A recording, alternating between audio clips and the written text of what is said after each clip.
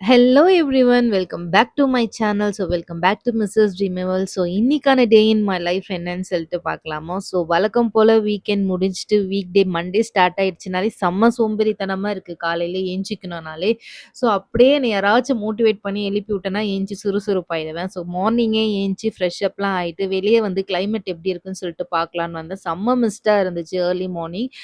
வந்துட்டு ஆனா செம்ம குளிர். பட் கேமரால எந்த அளவுக்கு தெரியுதுன்னு தெரியல. பட் ஆனா செம்ம குளிரா இருந்துச்சு. மார்னிங் ஒர்க் அவுட், எக்சர்சைஸ் எல்லாமே முடிச்சுட்டு வந்துட்டு, நம்மளுடைய பிரேக்ஃபாஸ்ட்டும் முடிச்சுட்டு டைரக்ட்டா வந்துட்டு லஞ்ச் ப்ரிப்பேர் பண்ண ஸ்டார்ட் பண்ண ஆரம்பிச்சுட்டேன். லஞ்சுக்கு வந்து நான் என்ன ப்ரிப்பேர் பண்ணியிருந்தேன்னா வந்துட்டு, முட்டை குழம்பு தான் செஞ்சிருந்தேன்.